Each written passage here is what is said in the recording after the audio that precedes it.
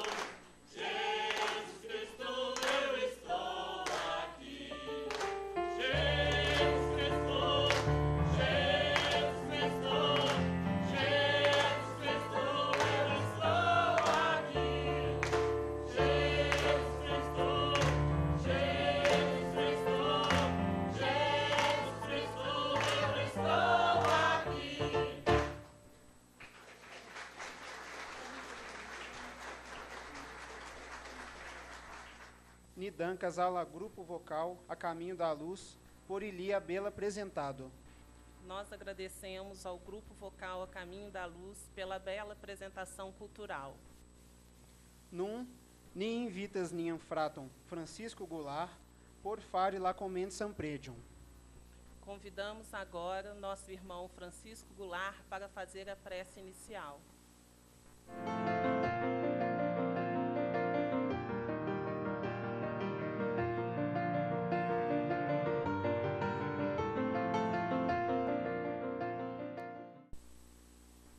Caríssimas irmãs, meus estimados irmãos, jovens e criancinhas aqui presentes. Após essa doce apresentação de música tão elevada, que nos transporta para uma vibração maior, vibração que atrai do mais alto centenas de espíritos que aqui aportam para apreciá-lo. Esta arte das mais belas, que nos harmoniza o coração, que nos coloca em situação adequada para nós orarmos. Oremos, portanto, buscando o nosso Pai Maior, suprema inteligência do universo, Criador de tudo e de todos. Nessa busca também vamos estar com nosso Senhor Jesus Cristo, nosso Mestre, o doce Rabi da Galileia, governador desse nosso orbe, nosso querido irmão. Buscando também os nossos queridos benfeitores espirituais, de cada um de nós, coordenadores do movimento espírita em nossa região, para louvá-los, para agradecer-lhes por essa maravilhosa bênção da Semana Espírita, desse encontro de pura fraternidade espírita cristã, onde nós sorveremos profundos ensinamentos, oriundos naturalmente do Evangelho de nosso Mestre Jesus. Que os bons espíritos aqui presentes possam intuir nosso irmão Vinícius, que vem de longe para praticar a caridade de estar aqui hoje conosco como palestrante da noite. E que nós, de mente aberta, possamos captar de suas palavras a mensagem da esperança que nos conforta, que nos consola, a mensagem da caridade que nos ampara e a mensagem da fé que nos sustenta, firmes, fortes, serenos, perseverantes, rumo ao objetivo maior da vida, que é atingirmos os mais altos páramos da sabedoria, da luz, da moralidade, da intelectualidade e da plena perfeição. Que o Mestre Jesus esteja como já está conosco, nesse momento e em todos os momentos de nossa vida. Que assim seja. Rodiam, ni havos prelegum cum nia frato Vinícius Lara, laboristo em la espiritismo movado de bicas, que o parolos prilatemo, que elestas via espírita medio, com lavorto Vinícius Lara. Hoje nós teremos uma palestra com o nosso irmão Vinícius Lara, trabalhador do movimento espírita de Bicas, que falará sobre o tema Como está seu meio ambiente espiritual, com a palavra Vinícius Lara.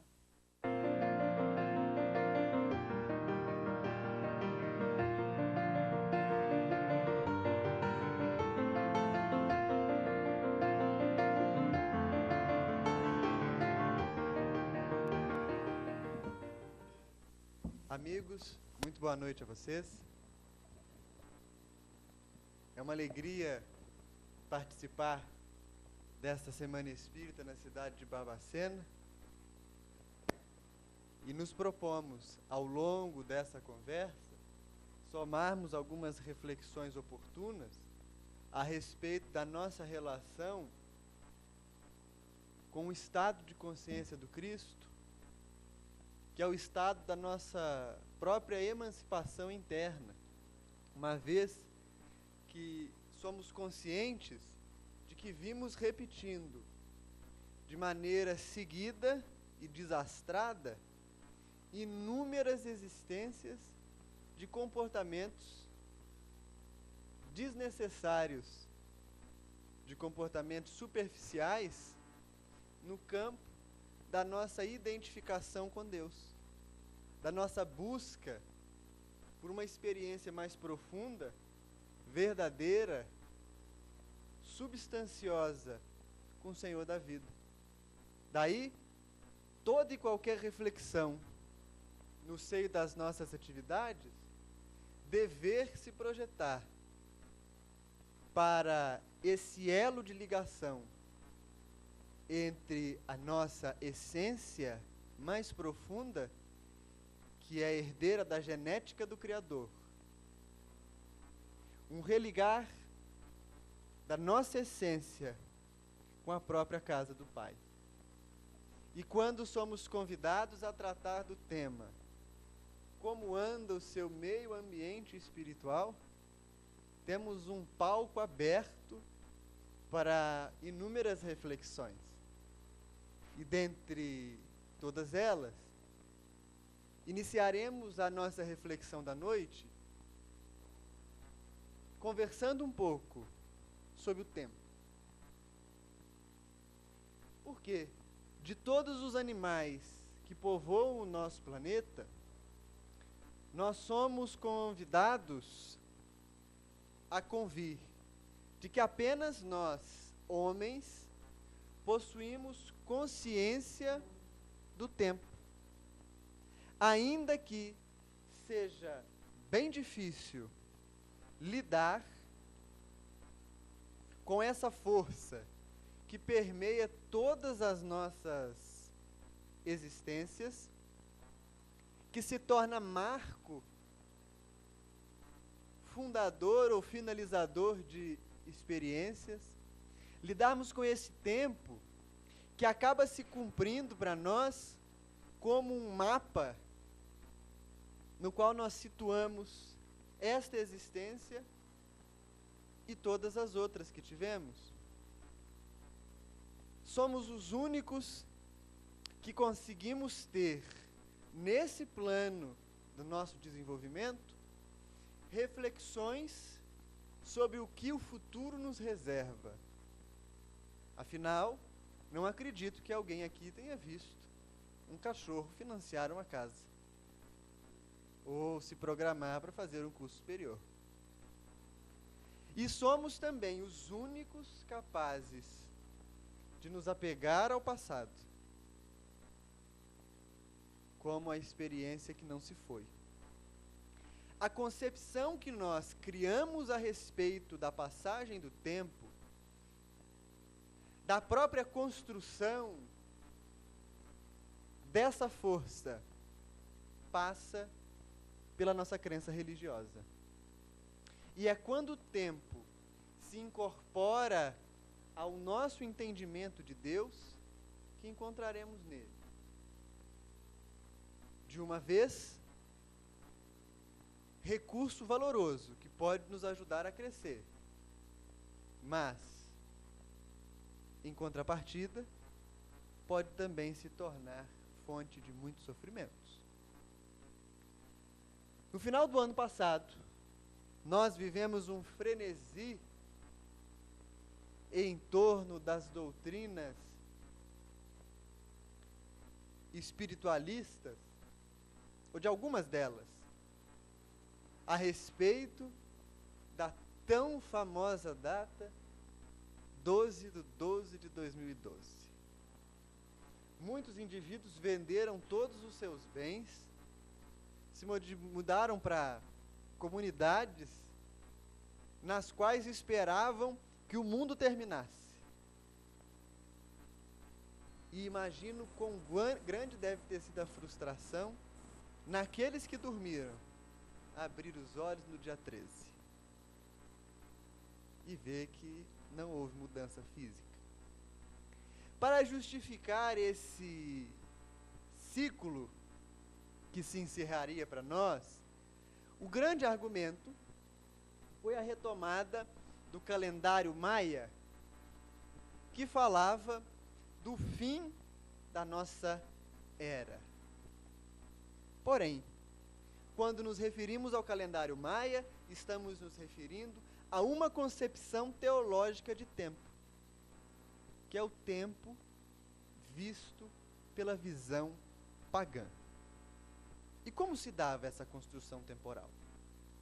Todas as religiões pagãs vivem um tempo totalmente cíclico, mas que não se renova. Houve um início em um período do ouro, onde deuses e homens coabitaram sobre a terra.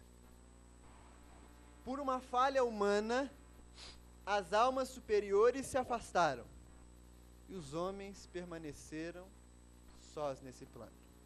Viveriam toda a decadência da civilização de sua animalidade. E no momento sabido apenas pelo panteão de seus deuses, todo mundo seria resetado, desfeito. E iniciaria-se novamente, não de modo diferente, mas o mesmo ciclo seria novamente percorrido, numa construção temporal circular e infinita. Quando estudamos na história a construção do tão famoso calendário maia, referia-se ele, ao final de um círculo e início, novamente, do mesmo trajeto de tempo. Quando analisamos, portanto, essa força na visão pagã, nada se modifica.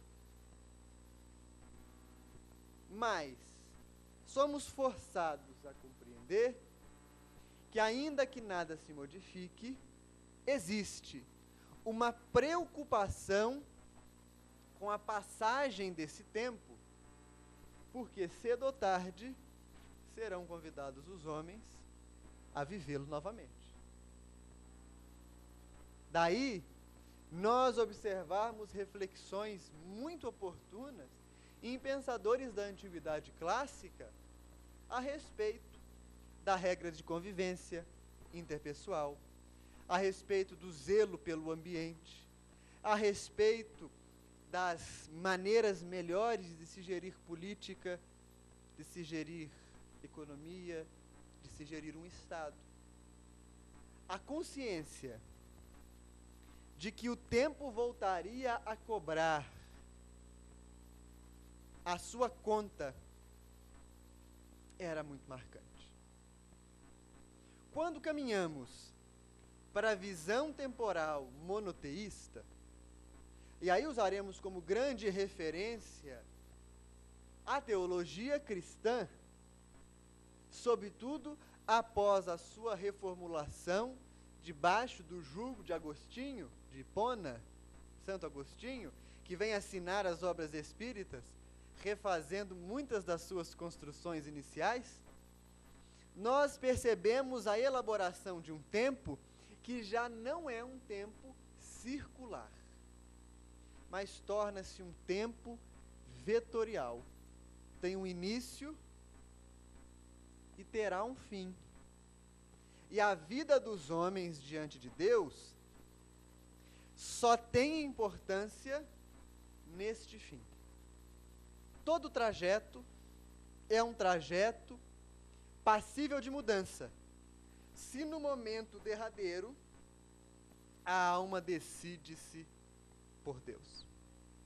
Daí, criamos ao longo de séculos da nossa história uma relação teológica com o tempo muito ordinária. Porque nos acostumamos a saciar todos os prazeres das nossas naturezas materiais. E nos acreditamos possíveis detentores do poder de, num momento final de contato com Deus, anularmos todas as dívidas, anularmos todas as provações, afastarmos de nós todo aquele passado de negatividade. Porque naquele momento, a exemplo da conversão do bandido Dimas, a alma se mudaria para o reino de Deus. O problema, meus amigos, é que nós somos forçados a convir de que se o Cristo é o maior antídoto e remédio para a nossa humanidade, se ele é o modelo superior que nós teremos que alcançar, o cristianismo, em muitas de suas facetas, foi a maior doença do nosso planeta. E aí separamos o movimento do nosso mestre. Por que isso? Porque essa visão vetorial da passagem do tempo nos abre perspectiva para nenhum cuidado com o meio em que vivemos. Porque não há nenhuma chance de voltarmos aqui. O que importa não é o mundo. O que importa é o reino dos céus. Portanto, se neste mundo nós cometermos quaisquer atrocidades, seja com o próximo, seja com o meio que nos recebe, tudo será quitado perante alguns pequenos comportamentos, alguns sacramentos que irão equilibrar nossa consciência com Deus. E isso não faz muito sentido, mas é através dessa lente que nós observamos indivíduos que mantêm a sua consciência nas lides cristãs, mas que não conseguem compreender o valor de zelar pela natureza, de reconhecer a importância e o afeto que devemos aos animais, aos seres inferiores a nós, na escala da criação.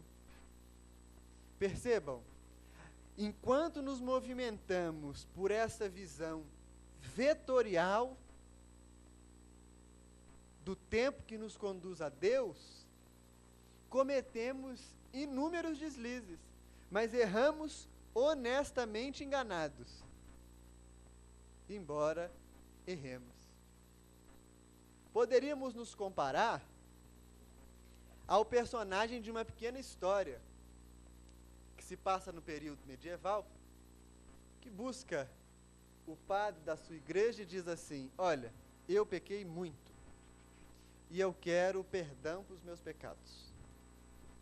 Confessa-se lá com o sacerdote e o sacerdote lhe diz todas as penitências que deveria fazer, mas ele não se contenta. Ele diz: meu pastor, eu sei que eu vou errar mais ainda. E minha vida é atribulada, sabe como é que é? Nós estamos no início do renascimento comercial, a gente precisa viajar. Eu quero que o senhor faça um cálculo de quanto eu vou pecar até o fim da vida. O senhor é o homem de Deus e saberá fazer. E aí depois o senhor vai colocar um preço que eu terei de pagar à igreja por todos os meus pecados, para que eu não corra o risco de, quando morrer, sofrer no inferno. E o padre diz: não, meu filho, não dá para fazer isso, porque o preço vai ficar muito alto. Só dos pecados que você me contou até agora, já tem muita coisa. Se eu for calcular os de agora com os que tem ainda, padre, não tem problema, eu tenho minhas economias. O senhor faça o favor, calcule tudo. E depois de uma semana, o pastor entregou para ele a soma, a cifra absurda de quanto ele deveria pagar para quitar todos os pecados até o fim da vida. E era uma cifra astronômica.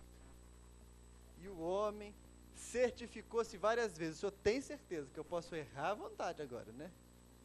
Está tudo pago. Tá, meu filho, por essas contas você está quite com Deus.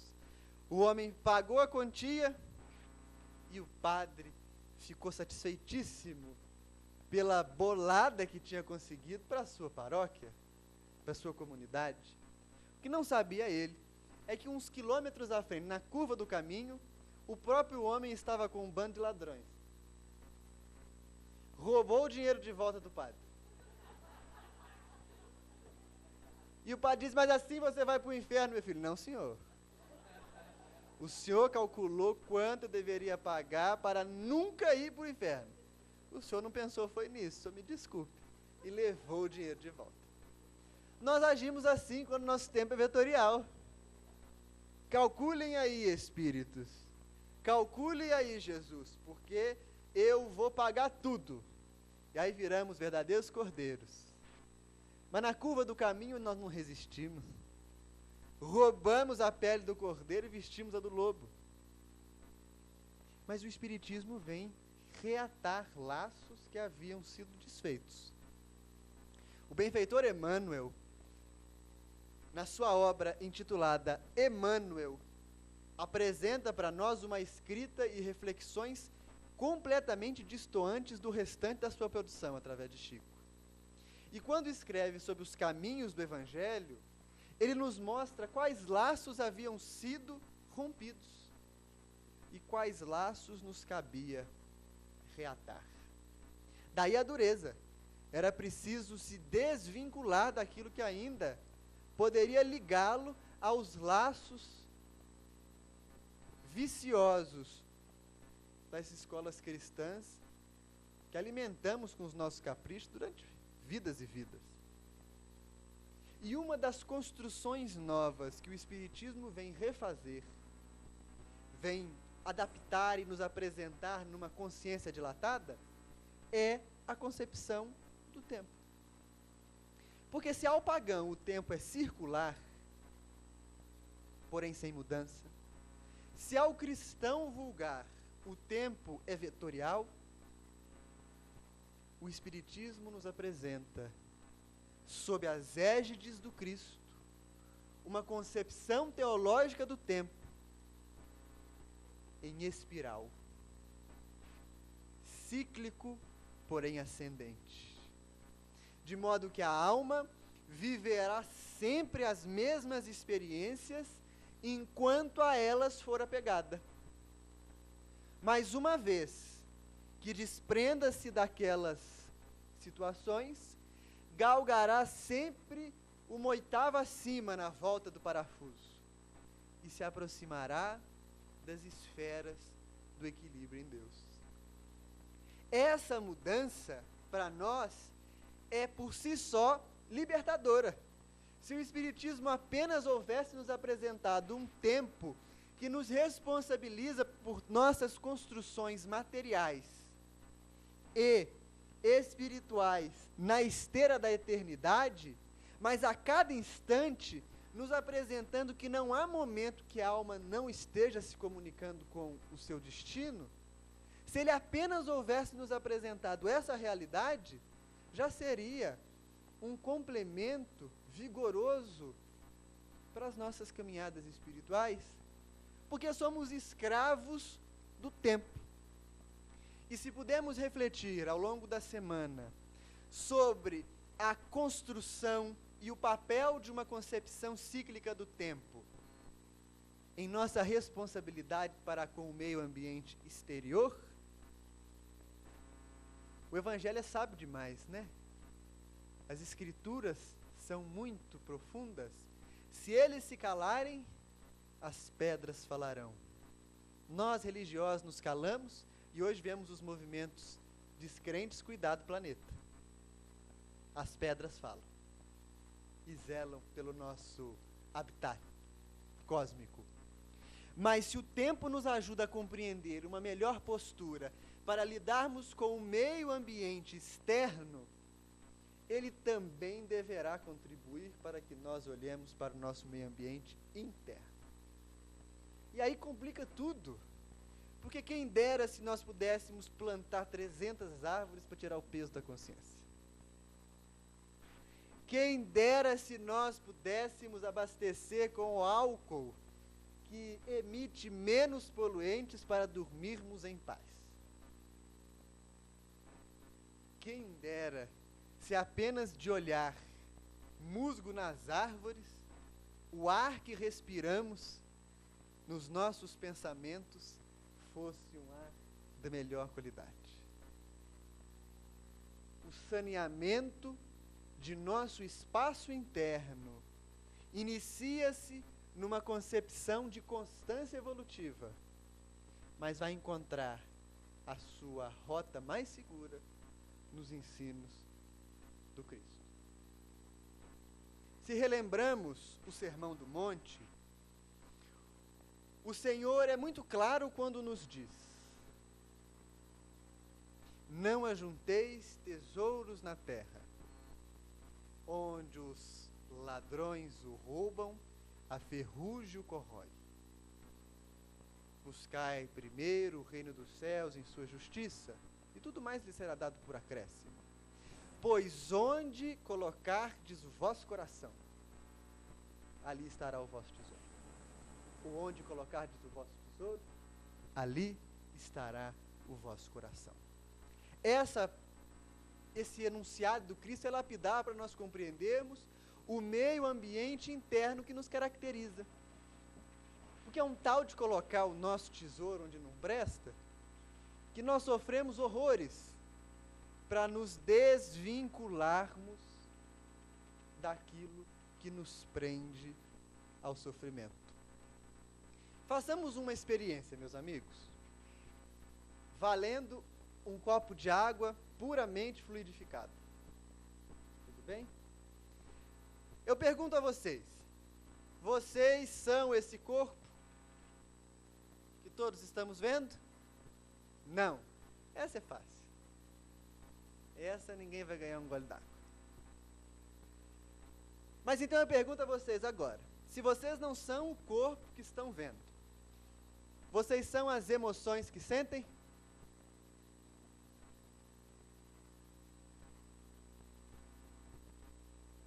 Não. Já metade perdeu a água. Vocês são então, meus amigos, os pensamentos que têm? Agora vocês ficaram em dúvida, vocês tinham certeza que era emoção. Eu disse que não era o pensamento que vocês estão pensando, também não deve ser. Vocês não são o pensamento que têm. Vinícius, você está doido. Um pouco. Querem ver como nós não somos nenhuma dessas três estruturas? Vamos criar uma situação. É dia de faxina. Ou você está na sua casa, esfregando o chão, arrumando o guarda-roupa, lavando o banheiro. Onde estará o seu corpo? Nas atividades domésticas. Não é? Você está lá fazendo tudo aquilo e o corpo está trabalhando. Mas imaginemos que nesse dia de faxina aconteceu uma coisa muito ruim. Antes de você colocar tudo para cima, discutiu duramente com uma pessoa que ama. E que ama muito. O corpo estará faxinando a casa. Mas onde estarão as suas emoções? Na discussão. Pois bem, mas ainda há um agravante para o nosso experimento sociológico, mais psicológico. Há uma fatura bancária que vencerá no dia seguinte. Altíssima. E você não tem todo o dinheiro. O corpo está limpando a casa. A emoção está na discussão. E a mente? Na conta. Onde estão vocês?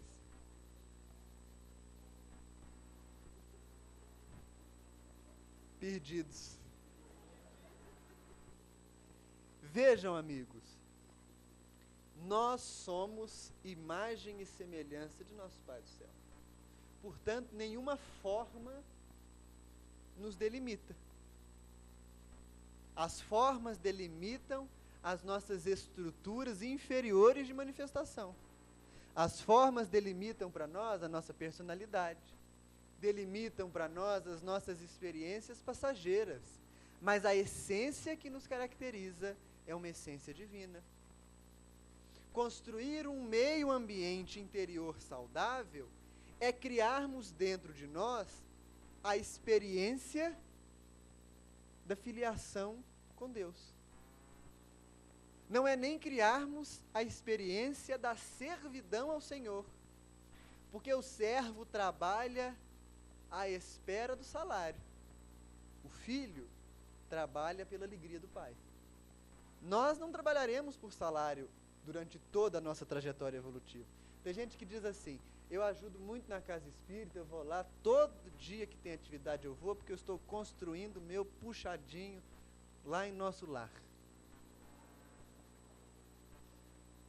Você é espírita? Não, você é materialista. Só que você é materialista numa matéria quintessenciada. A matéria é sutil. Porque o bem não se faz por motivo nenhum, só se faz por amor. Compreende como que nós aí vamos confundindo tudo e quando vê, virou aquele carnaval? É assim que a nossa caminhada evolutiva nos agarra por aqui. E quando nós não sabemos e não conseguimos criar por dentro essa experiência de filiação com Deus, ou trabalhamos porque queremos salário, ou então, meus amigos, servimos aquilo que não nos caracteriza verdadeiramente. Passamos uma vida inteira servindo a matéria, servindo a emoção, ou servindo a mente, nos tornando escravos dessas forças. E isso caracteriza em nós sofrimento e desilusão. A desilusão é muito boa, porque a gente estava iludido. Mas ninguém gosta de se desiludir, não é? Só que toda vez que nós depositarmos a nossa consciência no que é transitório, nós sofreremos. E aí mora o primeiro desafio da nossa jornada de libertação. Se eu coloco a minha consciência na matéria, a matéria é por si só instável. No momento que a matéria modificar a sua estrutura, nós iremos sofrer. Porque tudo nesse plano muda. Você é novo, vai envelhecer. Você é magro, vai engordar. Você é gordo, pode engordar mais. É verdade.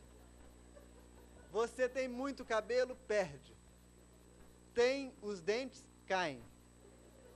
Tem pouco cabelo, cai mais. Tudo é assim. Tudo é assim. Sonhou com um príncipe para casar com a sua filha, vai casar com um sapo. Sonhou com a princesa para o seu filho, casa com um dragão. Nesse plano tudo muda. Tudo muda. Tudo é instável. E se eu coloco a minha estabilidade emocional interna em algo que é transitório, quando esse algo mudar, eu vou sofrer. Eu vou sofrer demais. Portanto, a primeira grande confusão na elaboração do nosso meio interno sereno é a confusão de nos acharmos servos e escravos da matéria. E qual é o caminho para nos vermos livres dessa situação? O esforço da autodisciplina. O primeiro passo para um ambiente, um campo mental sadio, é o esforço da disciplina. E a disciplina não significa castração. A disciplina não significa excesso, martírio. Disciplina é dar a cada coisa o seu lugar. Isto nos caracteriza internamente. Se nós não conseguirmos comer algumas folhinhas de agrião durante o almoço, nós nunca conseguiremos fazer reforma íntima. Se não conseguirmos comer um jiló amargoso, ainda que vez por outra, nós não seguiremos trajetória evolutiva. Se tomar o banho frio para nós eventualmente é um parto, precisamos aprender a tomar banho frio vez por outra. E por que isso? Porque a disciplina é dar a cada coisa a sua função. Qual é a função do banho? Higiene. Sendo frio ou sendo quente, se for preciso, a higiene será atingida. Qual é o motivo ou o objetivo do alimento? Nutrição do corpo. Seja pelo jiló, agrião, ou por aquele prato delicioso, o corpo será nutrido. A disciplina é agir de modo desapegado das coisas. E mais uma vez, confusão de conceito. Porque desapego para nós é uma vida franciscana, né? Tem gente que diz, eu vou desapegar, vou passar a andar só de chinelo, eu não vou ter nada no meu nome, eu tenho que ser desapegado. Desapego não é deixar de possuir. Desapego significa deixar de precisar. Então, se hoje você come aquele prato especial, que bom. Se for desapegado, amanhã o prato não existindo, comerá com a mesma alegria. Esse esforço é fundamental para nós dizermos, corpo, quem manda não é você. Quem manda é uma esfera muito mais alta. E aí nós começamos a disciplinar as nossas vontades. Porque como temos vontades? Não é verdade? No diálogo entre Simão Pedro e Jesus, após o pedido para que o apóstolo apacentasse as suas ovelhas, o Cristo diz assim, quando tu eras moço, te vestias e te cingias como querias. Agora, porém, na verdade vos digo, que teus pés caminharão por estradas nunca dantes imaginadas. Somos nós, gente. Quando nós somos moços espirituais, o corpo manda. E a gente se veste e se cinge como quer. É cheio de vontade. Se não for do meu jeito, eu não vou. Se for assim, eu não faço. Se não tiver o meu prato, eu não como. Sentaram no meu lugar na mesa. Eu só ando de ônibus se for na janela. Só uso calça de marca. Se veste e se cinge como quer. Mas é moço. Quando a alma amadurece, não é mais o corpo que manda. E aí, nossos pés caminharão por estradas nunca dantes imaginadas por nós. É o primeiro passo para construirmos um espaço em que Deus habite em nós. Mas se nós, na nossa dinâmica, identificamos que não somos o corpo, nós também precisamos identificar que não somos as emoções atribuladas. E isso é desafiador. Porque nós assistimos a novela das 8 chorando.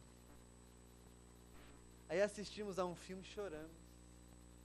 Aí assistimos a um programa de TV daqueles bem caricatos, choramos. Ouvimos uma música, choramos. E num diálogo entre amigos dizemos assim: eu sou tão emotivo. Não. Se você é assim, você é um deseducado emocional.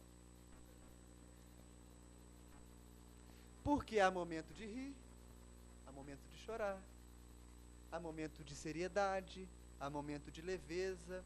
E a emoção deve ser para nós o veículo da compaixão e do amor.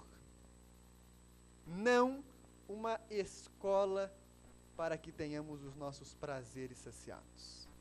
Porque o prazer emocional é destruidor. Meu amor, você me ama? Amo. Muito ou pouco? Muito. Muito quanto? O que é isso?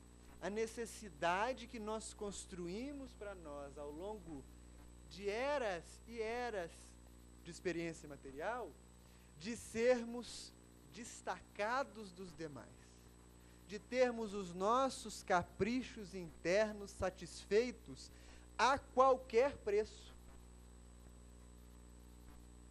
E aí nós observamos os relacionamentos conjugais, em que indivíduos precisam anular-se completamente para que a relação perdure.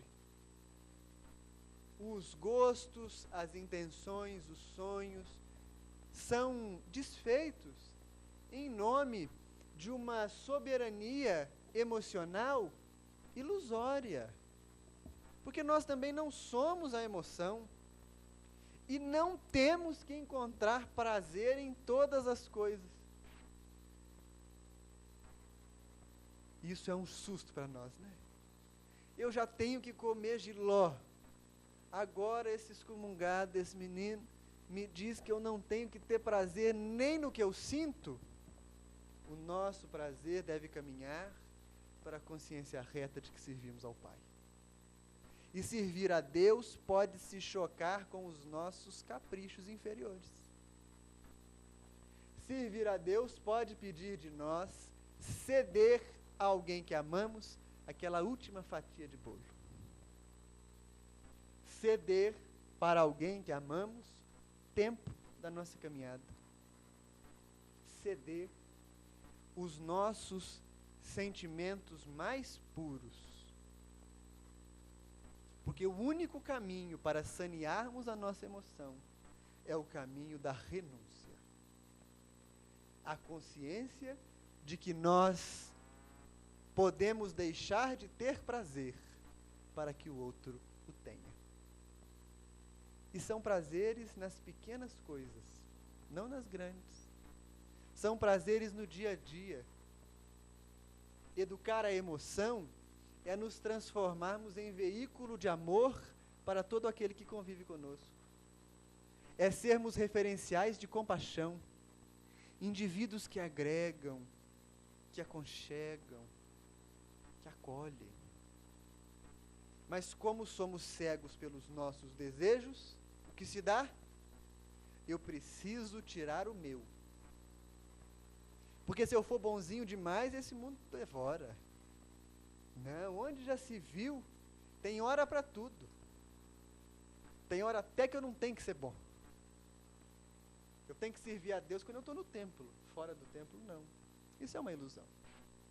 Quando nós começamos o nosso relacionamento, já são 7 anos, né? Nós vamos casar em breve.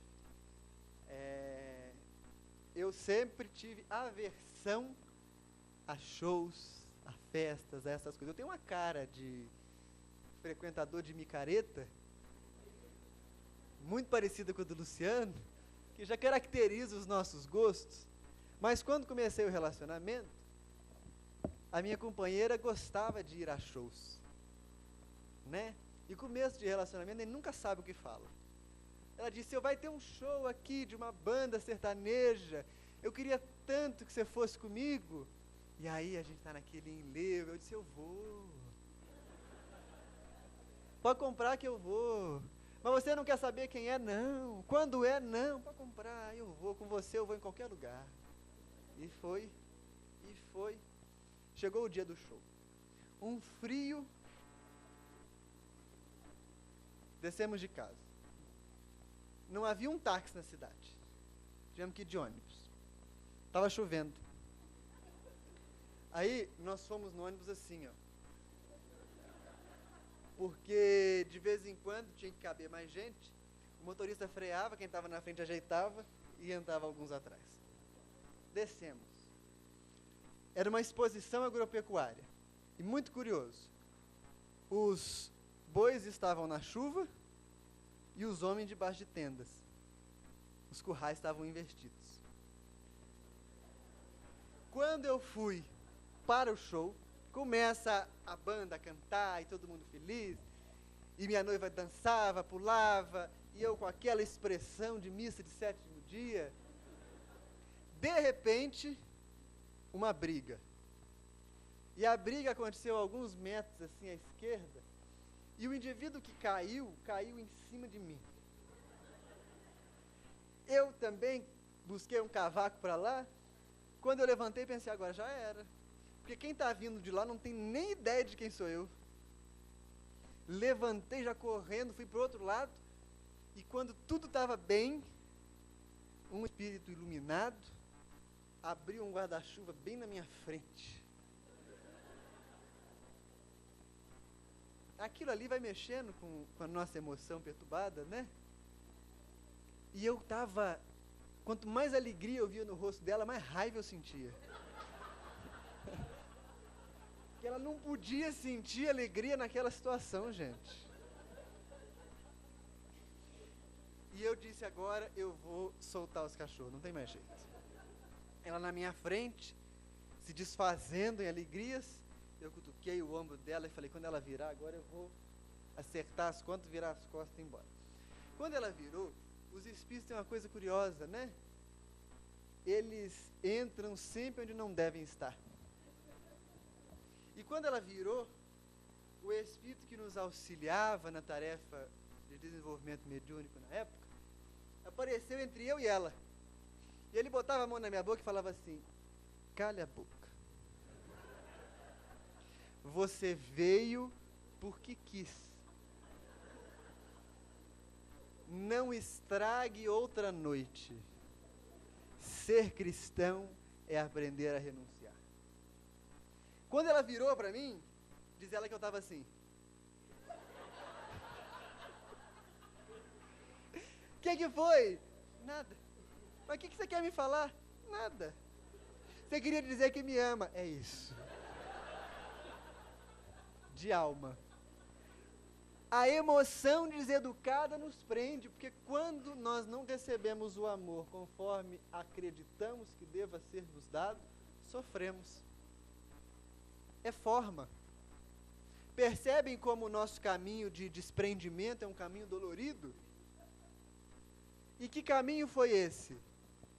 É aquele que o Cristo nos demonstra na passagem simbólica da tentação no deserto, quando o espírito tentador o leva ao pináculo do templo e diz, se tu és filho de Deus, lança-te daqui, porque os anjos do Pai não te deixarão cair. É a consciência ilusória da alma, da nossa personalidade, de que somos preferidos em relação aos demais. Que temos mais acesso ao que é bom, ou que temos mais direitos ao que é satisfatório, feliz, do que os outros. E qual é o destino? Um meio ambiente ruim, árido, insaciável. Mas somos algo que, além da emoção, encontra-se ainda depois da mente. E na mesma passagem da tentação no deserto, o espírito exausto leva o Cristo a uma montanha muito alta e diz a ele, observa daqui todos os reinos do mundo. se me adorares prostrado, te darei todos eles. E o que é isso? Se não uma referência à mente? Porque se nós adorarmos a mente prostrados, ela nos entrega todo mundo. Ela nos entrega todos os nossos caprichos. Negociamos com forças inferiores constantemente através das ilusões do nosso pensamento. E se a emoção acha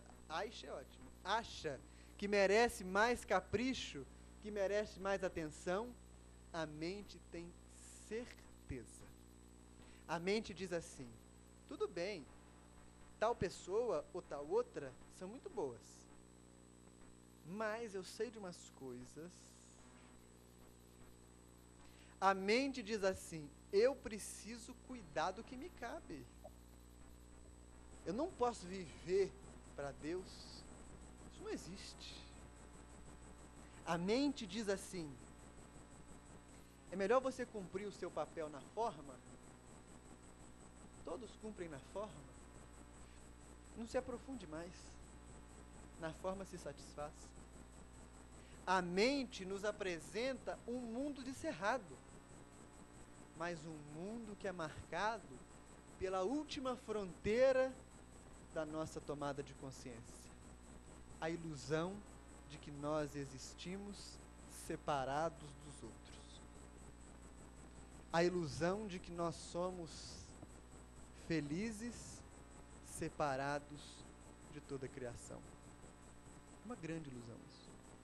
E ela é filha da mente. É a mente que gera para nós, que nutre essa divisão interna. É a mente que diz meu, é a mente que diz apenas eu. É a mente que nos alimenta comportamentos separatistas em relação a tudo. Dizem que Chico Xavier, quando tomava um café, ia lavar o copo. E aí ensaboava aquele copo com todo carinho, com todo zelo. E as pessoas diziam para ele: Chico, meu filho, é só um copo. E ele respondia: é mesmo, é só um copo. Para a alma desperta, tudo é um portal para nos ligarmos a Deus. O indivíduo que encontrou a sua serenidade interior, que fez a higienização do seu meio interno, louva o Criador através de tudo. Das estruturas materiais inanimadas, através das vegetações, da natureza das plantas, das florestas, das flores. Louva a Deus nos animais, louva a Deus nos seres humanos. É reverente por toda a vida e por toda a criação, porque não há mais separatividade. Ele é um com tudo.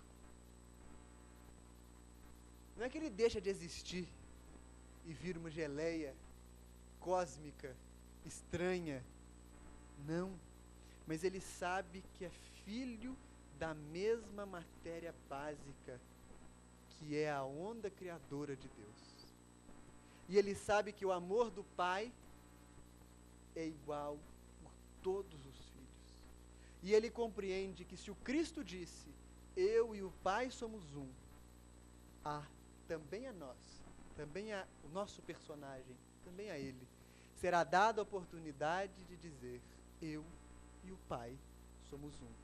E se o Pai é em toda a criação conhecida e desconhecida, eu também serei em tudo. Vencer a mente é a última fronteira. E a mente só é vencida com o auto-sacrifício. A gente diz assim: eu estou fazendo sacrifício, parei de comer chocolate que eu estou de dieta. Sacrifício é a nossa capacidade não de abrirmos mão daquilo que nos causa prazer para que o outro tenha. Sacrifício é a escolha consciente de dar daquilo que nos falta para que o outro tenha o necessário. É a capacidade das mães anônimas, guerreiras, de abrir mão de tudo que possuem para que o filho tenha o mínimo necessário. Essa construção de uma superação a mais da nossa mente é longa e ela é muito dolorosa. Porque primeiro nós vamos aprender a não sermos esse corpo. E o processo é tão dolorido que nós começamos desde criança a ensinar os pequenos a serem o corpo. A menininha de 3, 4 anos se veste com saltinho de cristal e nós dizemos, que linda, é uma mocinha. É verdade, você só está 18 anos adiantada. O rapaz se identifica com os impulsos sexuais nascentes logo na infância. E os homens da família se vangloriam, olha, esse é meu filho. Já ficou olhando as mulheres por aí? Não, esse é uma estrutura mental do seu filho, emocional e física, que está precisando de direcionamento. Seu filho não é aquele corpo, não. Mas nós educamos e fomos educados a ser matéria. Romper com isso é doloroso e é um caminho longo. Romper com a emoção, então, é mais complicado. Porque o dia que a gente rompe com a emoção, a gente vai dizer, eu te amo. E isso é um problema meu, não tem nada com isso. O meu amor por você é meu. Se você me amar, bem. Se você não me amar, amém.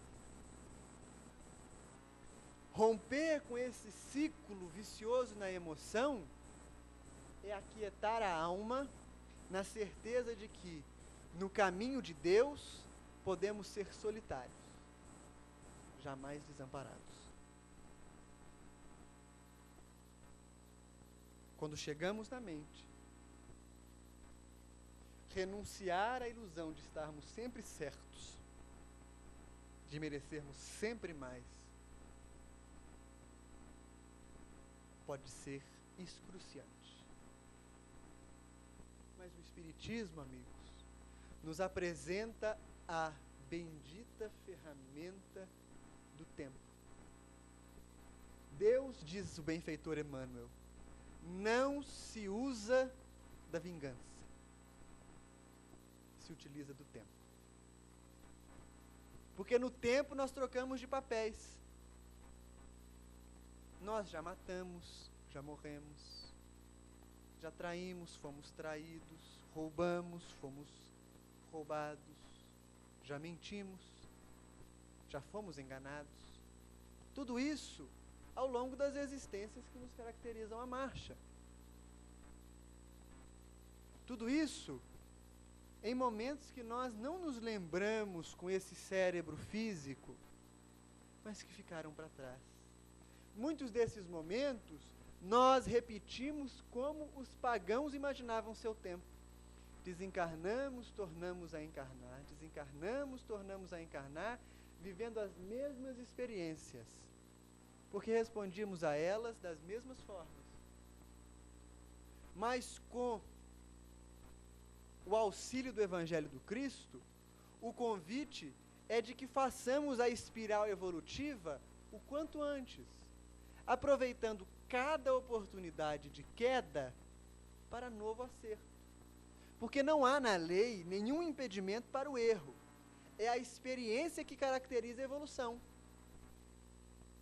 Para quem não conhece a lei, sua vida é lei. Nós não podemos nos furtar a errar, porque o erro é parte do crescimento. O que nós não podemos é errar os mesmos erros. Precisamos errar erros novos. Erros novos não é fazer tudo aquilo que eu sempre tive vontade, mas sabia que era proibido, não. Pelo amor de Deus. Errar erros novos é a queda da personalidade naqueles pontos de tropeço desconhecidos para ela. Aquilo que nós não sabíamos ainda lidar. Aqueles cenários da nossa trajetória que nós nunca tivemos contatos com eles. E abrimos mão de errar nos erros velhos. Parar de ficar brigando por picuinha. Tem gente que briga para ser presidente de casa espírita. Misericórdia. Não dá mais para brigar para ser presidente de casa espírita. Tem gente que briga por sentar na cadeira certa. Não está mais em tempo de brigar por cadeira. Tem gente que briga se não conseguir ver o programa de televisão domingo à tarde. Ainda diz assim, eu trabalho a semana inteira, eu tenho direito. Pelo amor de nosso Senhor Jesus Cristo, nós não estamos mais em tempo de agarrar na vida para ficar brigando por causa de televisão. Pensou, você chega na erraticidade, aí eles te dão uma planilha assim. Vinícius Lara, 80 anos de vida. 30 anos dormindo. 4 anos jogando bola. 7 anos se alimentando, somando as horas, né? 30 anos assistindo novela das 8. Já deu os 80? O que você fez na vida? Dormi, comi e vi novela. Aí o ego diz assim, a mente, mas pelo menos eu não fiz mal para ninguém. Não dá para nós errarmos os mesmos erros, amigos. Não dá. Nós precisamos crescer, ampliar os nossos esforços. Isso é elaborar um meio ambiente interno em ressonância com aquilo que o Cristo espera de nós.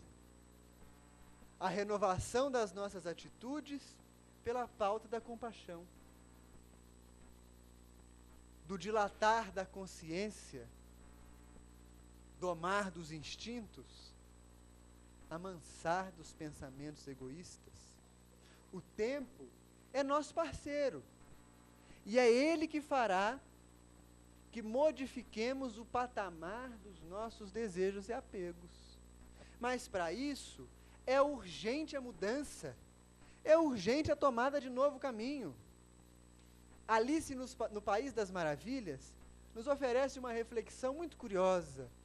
Quando a menina chega no reino estranho, o gato enlouquecido lhe aparece e pergunta para ela, menina, para onde vai? Não sei. Mas se o senhor me diga qual caminho devo seguir. E o gato gargalha. Qualquer um deles.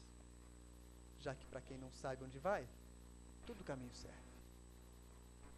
Mas nós já sabemos para onde vamos. Pelo amor de Deus, gente. Nós não estamos em tempo mais de ficar desencarnando e reencarnando em bicas outra vez. Esquece Babacena. Nós não estamos mais em tempo de desencarnar, de morrer, mas não desencarnar. Chega lá na erraticidade triste, o guia vai perguntar, por que você está triste? Eu tinha uma penteadeira que deram para minha sobrinha, mas a minha sobrinha é tão desleixada. Larga a penteadeira, você não tem nem mais cabelo. Nós precisamos errar erros novos num caminho da dilatação da consciência. O Cristo é o nosso farol, o Espiritismo é o mapa, e o Mestre é incisivo em asseverar: aonde estiver o teu tesouro, ali estará o teu coração. E nós poderíamos parafrasear o Mestre repetindo: aonde estiver o teu tesouro, deste mesmo local será teu campo mental. Portanto, saibamos sanear os nossos pensamentos, saibamos sanear as nossas atitudes, saibamos ser templos vivos de Deus, indivíduos que caminharão por todas as esferas da sociedade. Seremos médicos, professores, advogados, seremos funcionários públicos, seremos trabalhadores dignos, mas onde quer que estejamos, seremos, acima disto, espelhos que refletem a luz de Deus. Seremos aqueles através dos quais todos os que nos circundam se lembrarão da existência de um Pai magnânimo.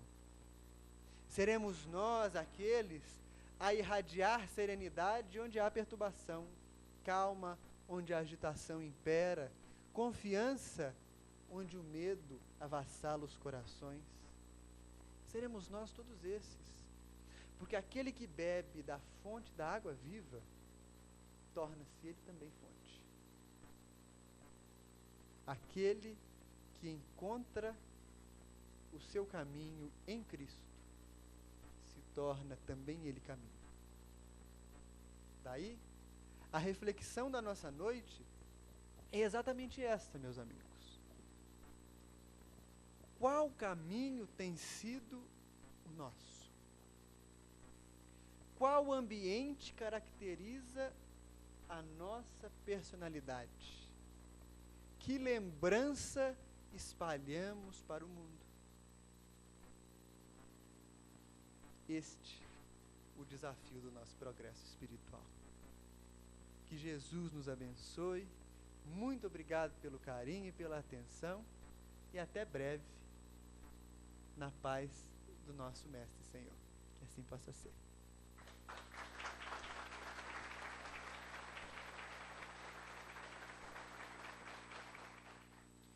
Nidancas, alnia frato Vinícius Lara, prolia prelego, que uritigues ninha espiritam, cani ofertas ali, simpla memorigilam. Nossos agradecimentos ao irmão Vinícius Lara por sua palestra.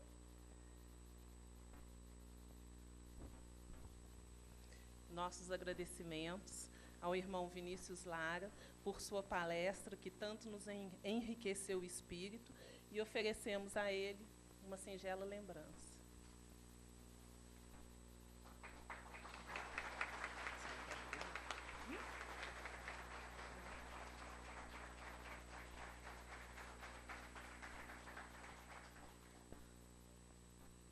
Dancoi, Agradecimentos. Estúdio Acrópolis, Xavier Produções, Luísa Bertola Decorações, Lojas Cometa, Bela Bolsa, Instituto Federal do Sudeste de Minas, Escola Agrotécnica, todas as rádios e jornais locais que divulgaram este evento, todas as casas espíritas filiadas à AME Barbacena que auxiliaram na realização do evento, todos os patrocinadores anônimos que viabilizaram a realização desta semana, a todos os presentes.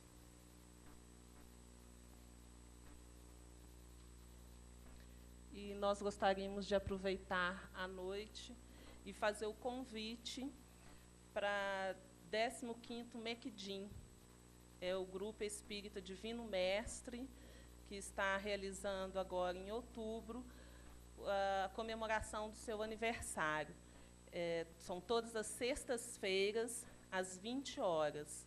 No dia 4/10, as Bens-aventuranças, com Márcio Otávio de Almeida. No dia 11/10, A Fé Remove Montanhas, com Manuel Soares, de Barbacena. E o Márcio é de Juiz de Fora. O dia 18/10, Amar ao Próximo como a Si Mesmo, Marcos Cruz Machado, de Belo Horizonte. 25/10, Desafios da Luta, Marcos Montese, de Santos Dumont. Então, estão todos convidados. O grupo estará completando... Não, desculpa, é o Evangelho segundo o Espiritismo, 149 anos. Todos convidados, viu, gente? vão participar. E um outro recado que a Melissa pediu para passar, que quem tiver o endereço em adquirir os DVDs dessa Semana Espírita, que é para deixar o nome lá atrás com a Regina, lá na recepção, que será encomendado. É os DVDs das palestras, das atividades dessa semana. Morgal, ni havus pianam concertum cum musicajoi componitai de la spirito Crisóstomos, quiu iestos ludatai de la impretenisto Helenice da Cruz Machado Bela e Leopoldina. Amanhã nós teremos um recital de piano com músicas compostas pelo espírito Crisóstomos, que serão executadas através da intérprete Helenice Cruz Machado Bela, de Leopoldina. Antaol nialoto, Nipetas num quenia frato Douglas Carvalho, ele parolo la finam predium della laboro e della nocto. Antes do nosso sorteio de print, solicitamos agora que o nosso irmão Douglas Carvalho profira a prece de encerramento dos trabalhos da noite.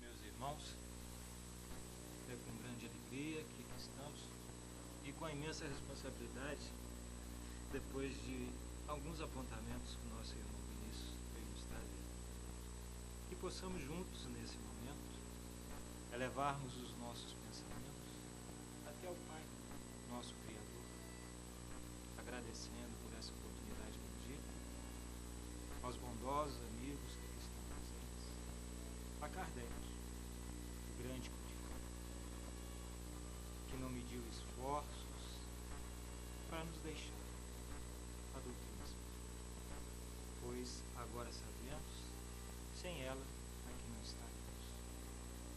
Poderíamos estar com outros pensamentos, com outras emoções, com outro sentido em nossa vida. Te pedimos, Senhor, neste momento, por todos nós que aqui nos encontramos, mas também sendo extensivo aos nossos familiares, aos nossos amigos, à nossa irmã humanidade, pois temos tanto a aprender e muito mais, Senhor, a fazer. Que cresça em nossos corações a coragem,